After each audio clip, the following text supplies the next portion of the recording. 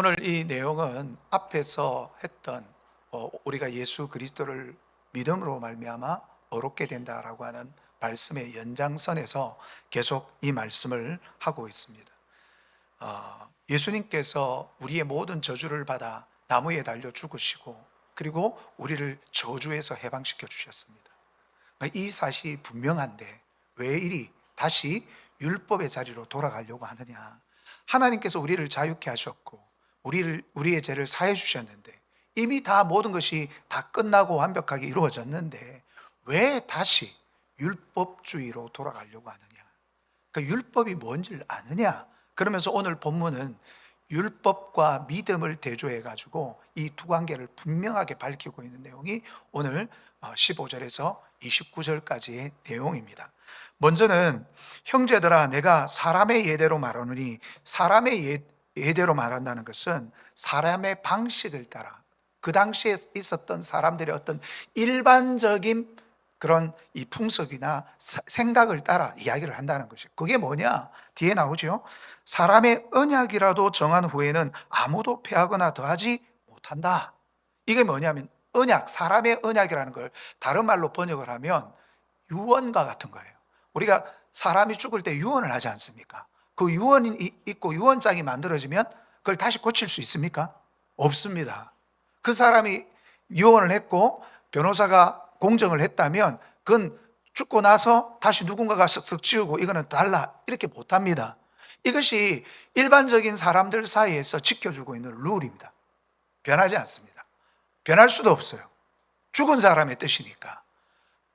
그러니까 사람의 뜻도 한번 정해지면 이렇게 바꾸기 어렵고 힘든데 어떻게 하나님께서 정해놓으신 그 뜻과 그 말씀이 변할 수가 있겠느냐는 거예요.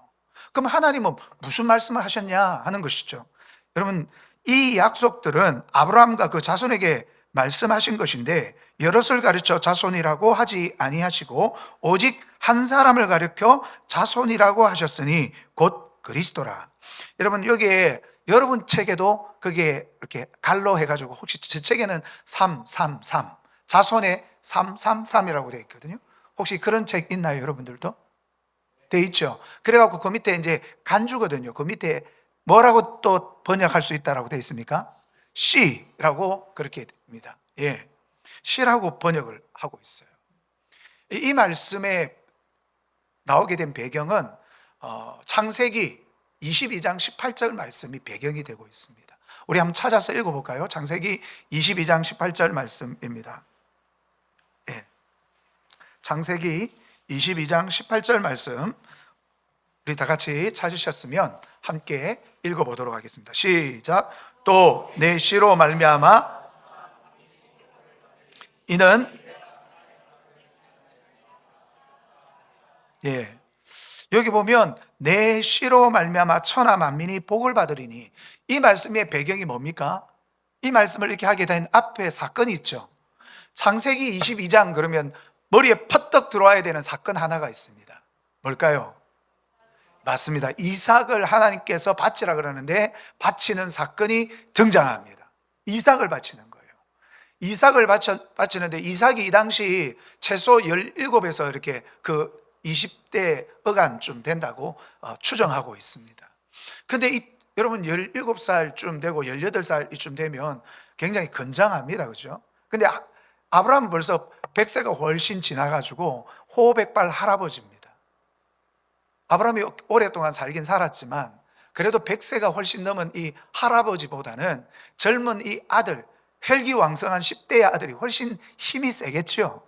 근데 아버지가 자기를 꽁꽁 묶어가지고 재단에 올려서 잡으려고 할 때 이삭이 어떻게 했죠? 순순히, 그죠? 아버지 미쳤습니까?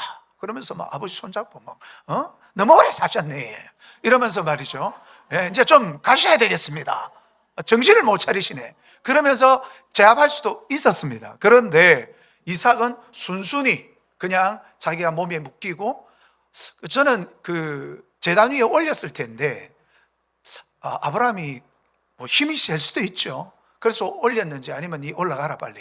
그래서 올라갔는지 그건 모르겠습니다. 어쨌든 아버지가 자기를 죽이려고 할 때 순순히 그냥 이렇게 모든 것을 받아들였죠. 여러분, 이 모습에서 누구의 모습이 떠오릅니까? 예수님의 모습. 예수님의 모습. 그래서 이삭은 예수님의 모형입니다. 예수님이 장차 오실 메시아의 그림자와 같은 인물이 바로 이삭입니다. 이삭이 아버지의 뜻을 따라 온전히 자기를 희생하려고 했던 이 모습이 예수님의 모습입니다. 그래서 우리가 이 창세기 28장에서 이 시라고 하는 것은 어떻게 보면 여러분, 이삭을 통하여, 아브라함을 통하여 우리가 영광을 얻는 게 아닙니다. 우리의 영광은 하나님께로부터 오는 겁니다. 예수 그리스도로부터 우리가 영광을 얻게 되는 거지, 아브라함을 통하여 영광, 아브라함도 우리가 똑같은 존재인데 그 존재가 우리에게 어떤 영광을 줄 수 있겠습니까? 그러니까 여기서 말하는 시는 결국 최종적으로 누구를 이야기하는 겁니까? 예수 그리스도. 이 땅에 오셔서 우리에게 생명 주시고 구원을 베풀어 주시고 하나님의 영광을 드러내실 그 예수 그리스도를 여기서는 시라고 이야기를 하고 있습니다. 그러니까 여러분, 이 약속이 뭐냐? 아브라함은 모세보다 훨씬 일찍 부르심을 받은 자죠. 그죠?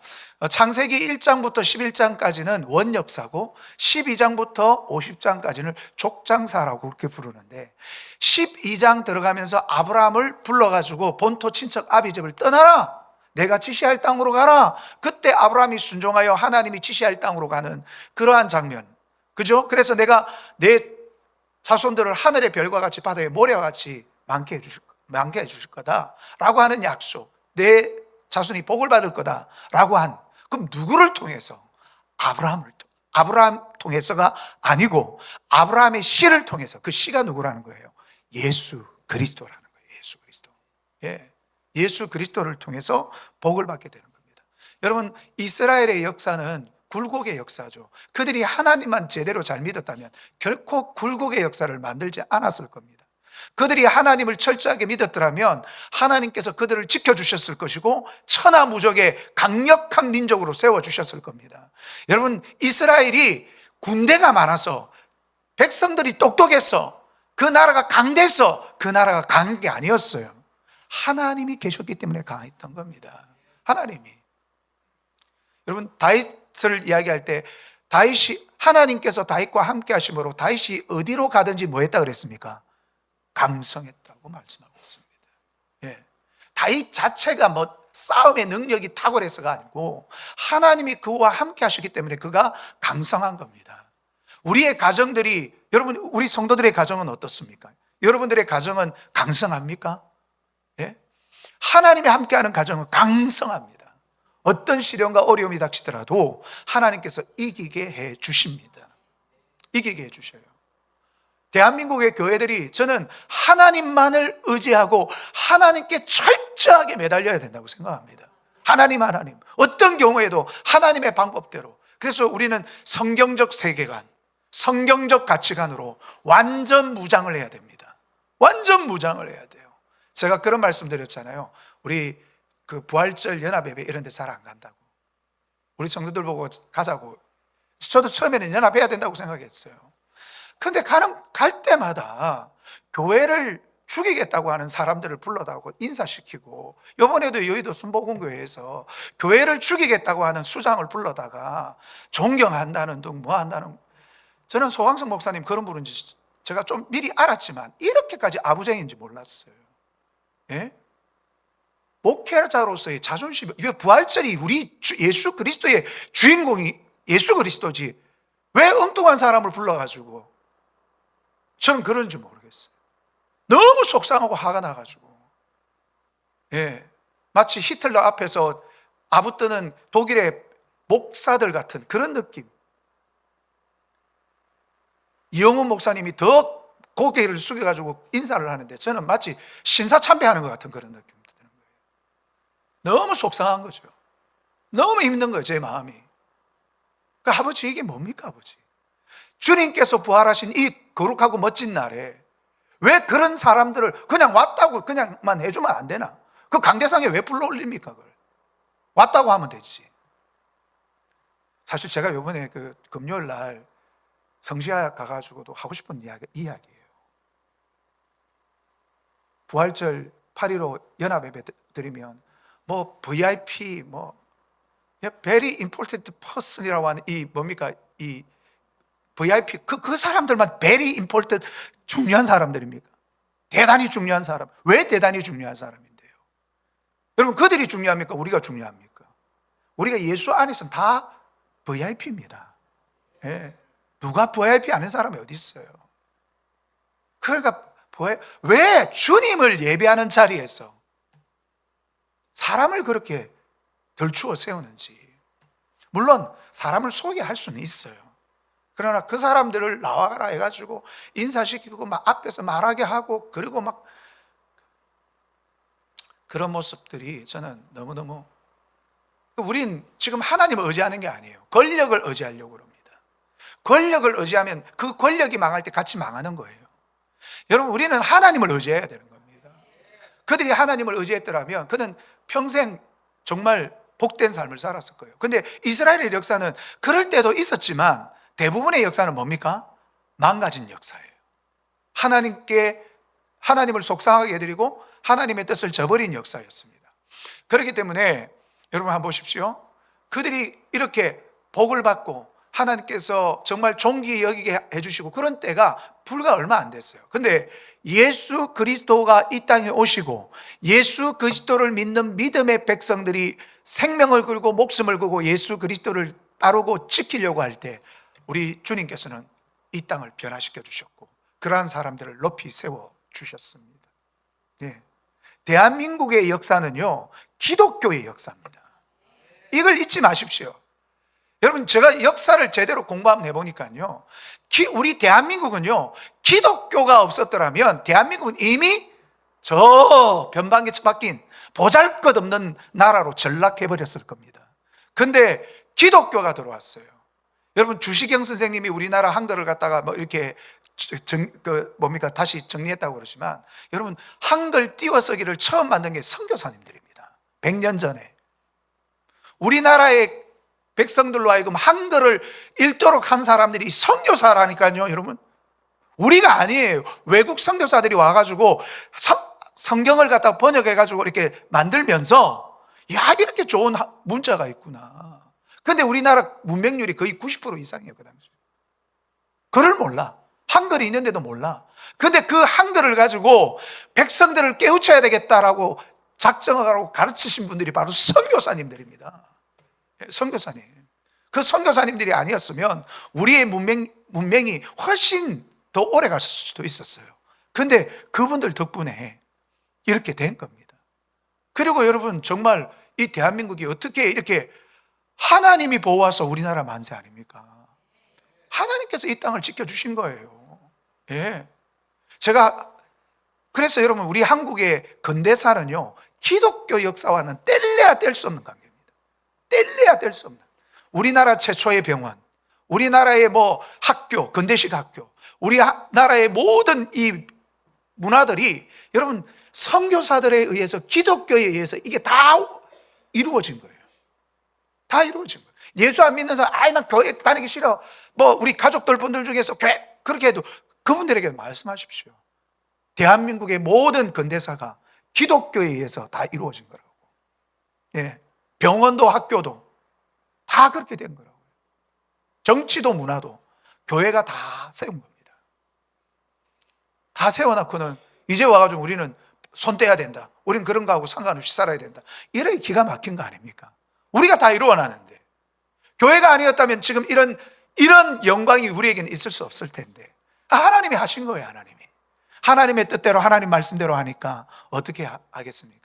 그 선교사들이 가족들 데리고 아내 데리고 이제 금방 결혼해가지고 우리나라에 왔습니다. 자녀를 데려옵니다. 자녀들이 풍토병으로 죽습니다. 아내가 풍토병으로 죽습니다. 막 죽습니다. 그래도 이 땅에서 여러분 내 뼈가 묻히고 싶다. 그래서 여러분 양화진 그 선교사 여기 가면 어린애들 선교사의 어린 자녀들도 묻혀놓은 그 비석들이 쫙 있습니다.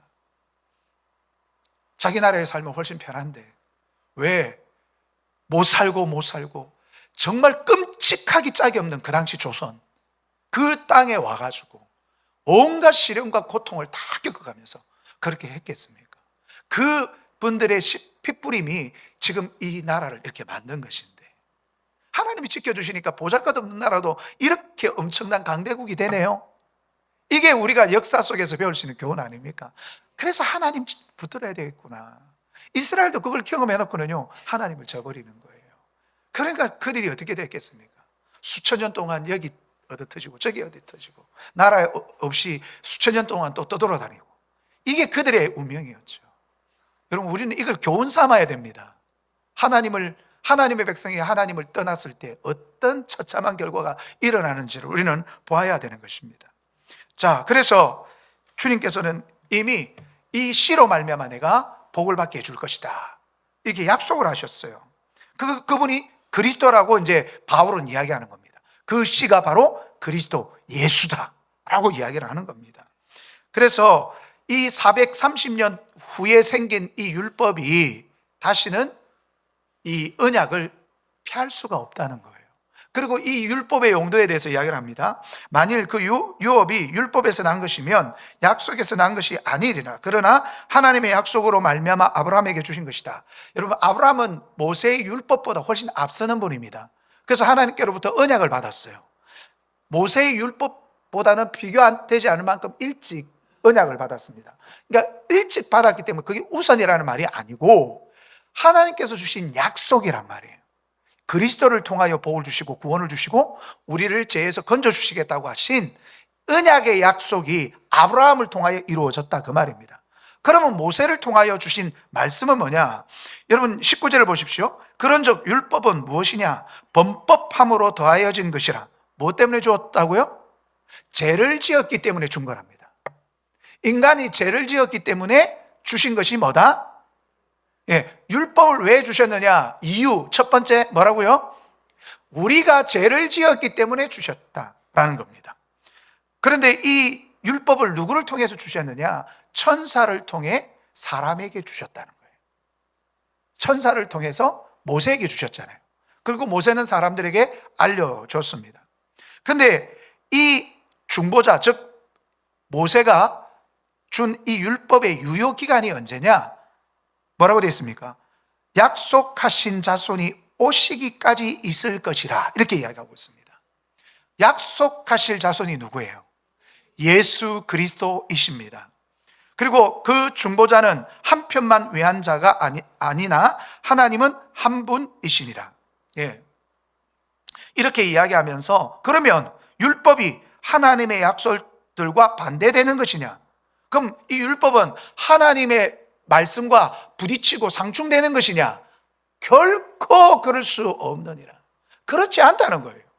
그럼 왜 이런 이야기가 나왔느냐?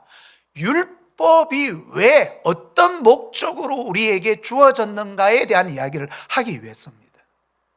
하나님의 말씀과 부딪히는 게 아니에요.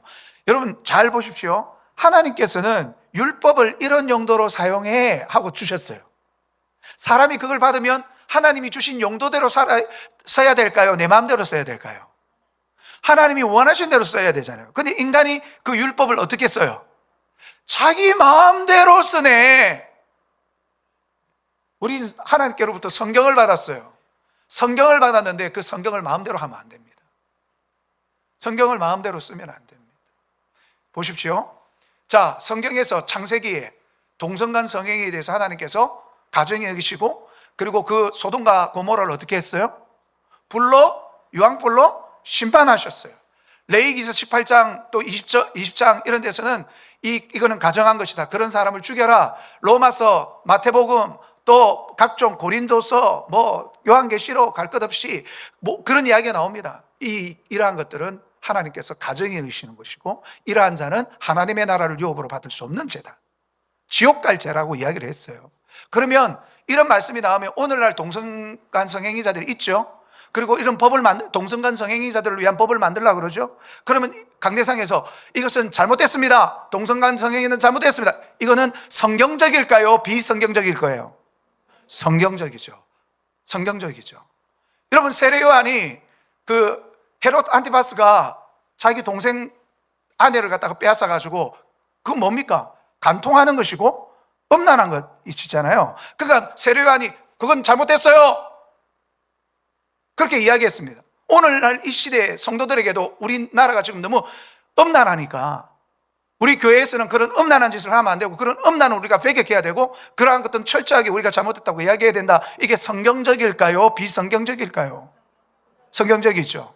자, 이방의 나라들도 느부갓네살 왕이나 이런 왕들도 우상을 만들어 가지고 하나님의 말씀에 반대합니다. 그러니까 선지자가 가지고 그게 잘못됐다고 이야기를 하고, 회개하고 돌이키지 않으면 하나님께서 당신을 미치게 만들 거라고 그렇게 이야기를 합니다. 자, 그러면 오늘날 정치하는 사람들이 하나님의 뜻에 위배되고 잘못된 이야기를 하고 교회를 파괴하고 하나님의 그 신앙의 정신을 갖다가 위배해서 잘못하는 것에 대해서 교회가 잘못됐다고 이야기해야 될까요? 말아야 될까요?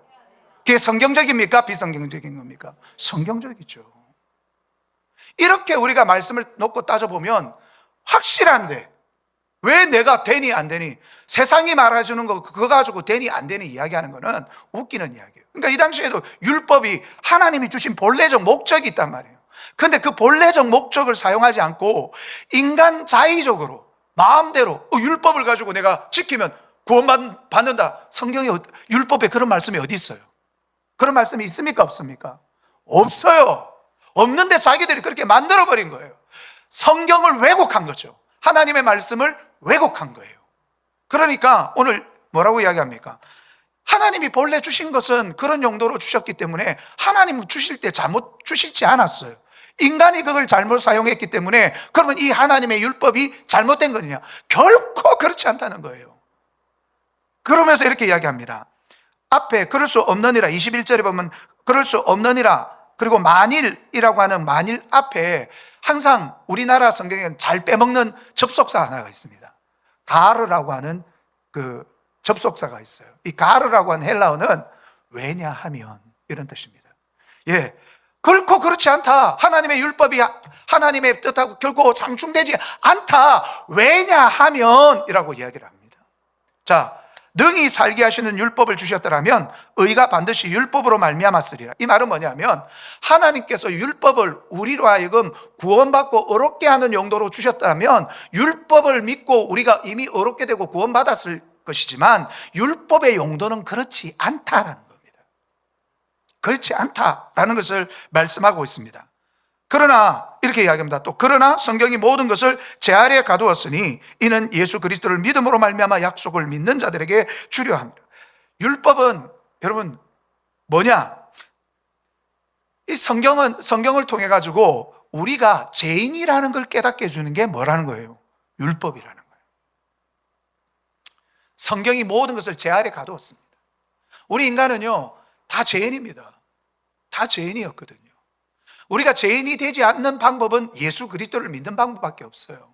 율법은 너가 죄인이야 라는 걸 알려주기 위해서 주신 거예요. 그래서 그 다음 구절은 믿음이 오기 전에 우리는 율법 아래 매인바 되고 계시될 믿음의 때까지 갇혔느니라. 그리고 이와 같이 율법이 우리를 그리스도께로 인도하는 초등교사가 되어 우리로 하여금 믿음으로 말미암아 어렵다함을 얻게 하려 함이라. 이렇게 말씀하고 있습니다.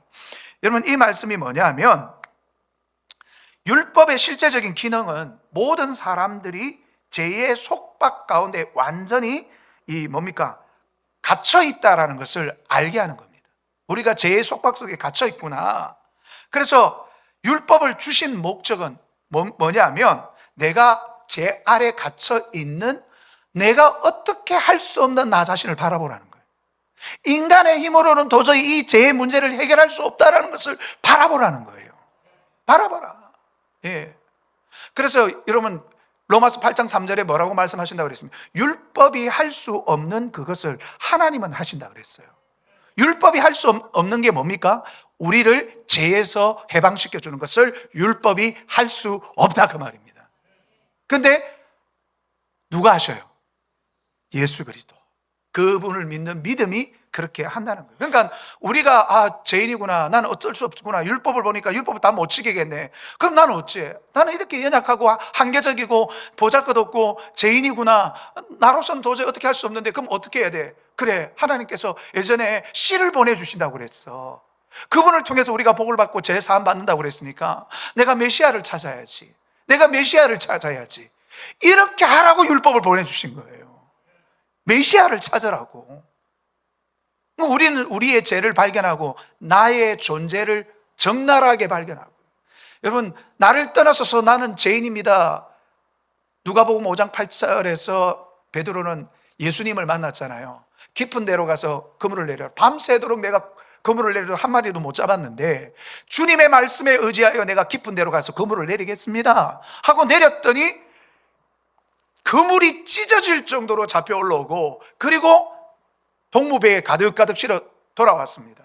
그리고 곧장 베드로는 주님 발 앞에 엎드려 주여 나를 떠나소서 나는 죄인이로소이다. 모든 것을 다 뚫어보는, 깨뚫고 보는 그 예수님 앞에 자기가 딱 서보니까 거룩하고 어렵고 점도 흠도 하나도 없는 그 예수 그리스도 앞에 내가 딱 서니까 내가 보이는 거예요. 나의 추함이 보이는 거예요. 나의 연약함이 보이는 거예요. 나의 제된 모습이 보이는 거죠. 그러니까 주여 정말 나를 떠나라는 말이 아니고 주님이 나와 함께 같이 가까이 계시지 못할 정도 난 죄인입니다. 그러니까 나를 어떻게 좀 해주세요. 그 말씀 앞에 우리는 이런 반응이 필요한 거거든요. 말씀 앞에 말씀을 들어도 뭐 그러나 나하고는 상관없네 그러면서 계속 듣고 흘러만 보내니까 이 거룩하고 복된 말씀이 복으로 우리에게 와닿거나 우리의 삶을 변화시키거나 하지 못하고 늘 언제나 우리는 듣는 거는 많아서 머리는 떠만해졌는데 아는 거는 많았는데 판단은 잘해요. 저거는 아이고 저거는 좀 그렇네 저거는 좀 그렇네 그러면서 판단은 잘하는데 내 삶이 움직이질 않아. 그러니 많은 사람 지옥 자식 만드는 거예요. 저는 그런 거 싫거든요. 예, 우리는 말씀을 듣고 깨달아야 됩니다. 변화돼야 됩니다. 움직여야 됩니다. 예, 말씀은 우리로 하여금 가만히 있으라고 주신 게 아니에요. 그래서 주님께서 산상수훈을 마치시고 뭐라고 하셨다고요? 내 말을 듣고 지켜 뭐 하는 사람? 행하는 자는 반석 위에 세운 집과 같으니. 여러분, 우리가 말씀을 듣고 지켜 행하지 않으면 반석이 아니라 뭐가 된다 그랬어요? 모래 위에 지은 집과 같으니 바람이 불고 장수가 나오면 무너짐이 심하니라. 믿음이 온전히 서 있을 수 없어요. 그러니까 늘 교회 다니고 예수님 믿으면서도 아유 힘들어 죽겠다 괴로워 죽겠다 그런 예수쟁이 보면서 세상 사람들이 너무 매력적이다. 쟤는 불평을 해도 저렇게 고상하게 불평을 하니? 그러면서 굉장히 좋게 보겠습니까?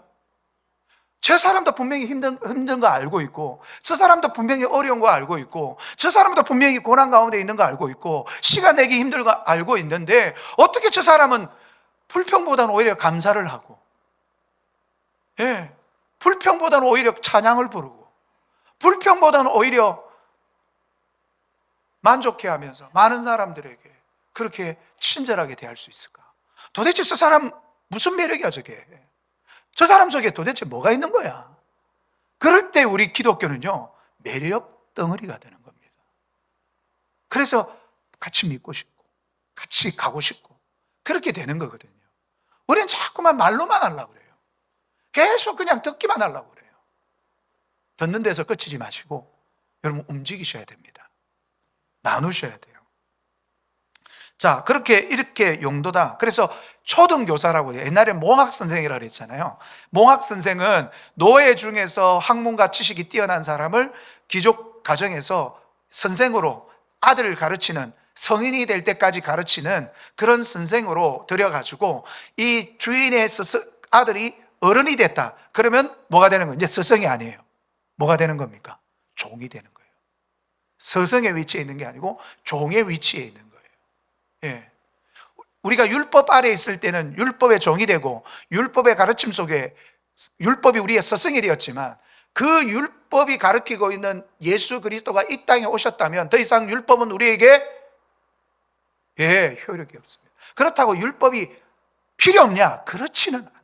예수님께서 율법에서 요구하고 있는 모든 것을 다 완성시켜 버렸습니다. 그러니까 우리는 예수 그리스도를 믿음으로 말미암아 율법이 요구하는 모든 것들을 다 응하게 되었다라는 것을 우리들에게 말씀하고 있습니다. 그래서 여러분 우리는 믿음의 때까지 갇혀 있었다는 것을 우리가 잘 알고 이제 믿음의 때가 왔으니까 여기서 뭐 해야 됩니까? 자유로워져야죠. 자유로워져야죠. 근데 이걸 가지고 아직까지 갈라디아 교회들 안에서 우려 먹으려고 하는 사람들, 그리고 그걸 또 넘어가는 사람들 있네.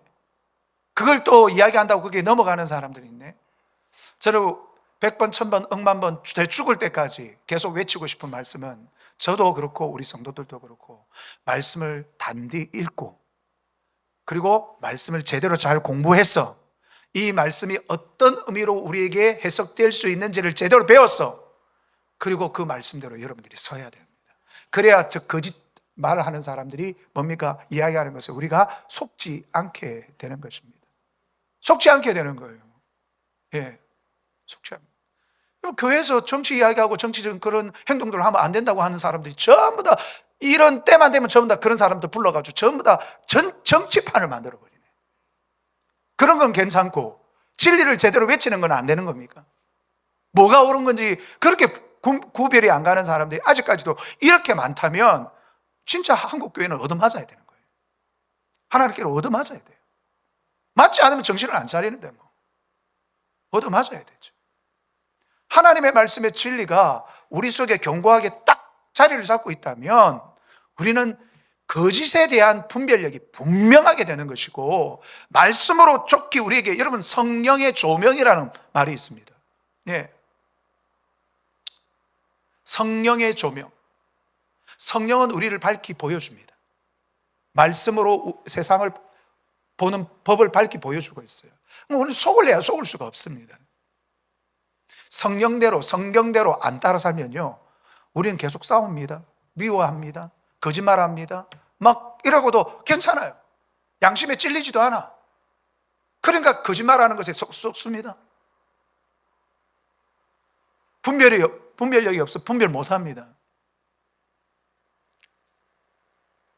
여러분, 내 자존심 때문에, 내 생각 때문에 주님 주시는 생명을 놓치지 마십시오. 내 자존심이 상한다고, 난 못 믿겠다고, 그거 가지고 여러분 자존심 갖고 천국 가는 거 아니잖아요. 뭐 갖고 가는 겁니까? 믿음으로 가는 거죠. 믿음은 하나님께서 말씀하신 것을 가감없이 그대로 내가 수용해서 그 말씀대로 내가 사는 걸 말하는 겁니다. 그게 이루어져야 되지. 그냥 내 자존심, 난 목사님이 아무리 저렇게 이야기해도 나는 저 말씀에는 동의가 안 가. 그럼 왜 동의 안 가는지에 대한 성경적 근거가 있느냐, 이게 중요한 거 아닙니까? 그럼 목사도 마찬가지 아닙니까? 제가 이렇게 말씀하는 것에 대해 성경적 근거가 있느냐, 그렇게 확실하게 이야기할 수 있는 성경적 근거가 있느냐, 이게 중요한 거 아니겠습니까? 저도 그렇고 우리 성도님들도 앞으로 대할 때 이거 갖고 이야기해야 됩니다. 아시겠죠? 누가 극하던데요? 세상에 이렇게 이야기하던데요? 아니, 누가 극하든 무슨 말씀, 그게 무슨 상관이 있어요? 하나님이 뭐라고 이야기하시는가, 그게 중요한 거지. 예? 느헤미야 연구, 김건주 이런 목사들이 박사고 또 뭡니까? 대학 교수고 이러니까 이런 분들 이야기를 굉장히, CBS 잘잘법 이런 게 나오는 이런 분들이 예. 창조 진화 이런 이야기 하자. 예. 그런 이야기 듣지 마세요. 성경은 그런 이야기 하고 있지 않습니다. 그러니까 우리는 성경이 이야기하는 것을 가지고 단디 살필 수 있는 눈을 가져야 돼요. 그런 게 없으니까 여러분 보십시오. 이 갈라디아 교인들이 왜 이 율법주의자들에게 넘어가느냐는 거예요. 왜 넘어가느냐. 그래서 우리에게 이야기합니다. 너희가 다 믿음으로 말미암아 그리스도 예수 안에서 하나님의 뭐가 됐다고요? 이제 율법 괜찮아. 이제 너희는 하나님 아들, 딸 됐어. 그러니 더 이상 율법에 의해서 너희들이 그렇게 질질 끌려가지 않아도 돼. 그러면서 또 한 가지 더 요청합니다. 이야기를 합니다. 우리 정체성을 이야기해 줍니다. 27절 같이 한번 읽어보겠습니다. 시작. 누구든지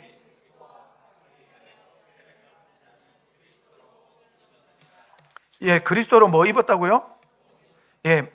우리 한 구절만 더 성경을 보고 제가 마치려고 그러는데요. 로마서 6장 3절 4절 말씀을 같이 한번 읽어보겠습니다. 로마서 6장, 성경을 좀 더 많이 찾았는데 지금 더 하면 또 많이 시간이 갈 것 같아서 이제 6장 3절 4절 그럼 같이 한번 읽겠습니다. 시작. 무릇 세례를 받은 우리는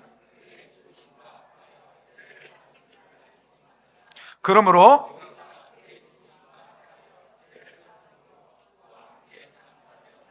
이는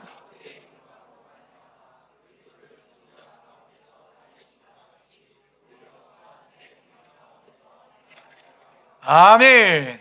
예, 우린 예수 그리스도와 함께 세례를 받았어요. 이 세례는 성령 세례를 말하는 거죠.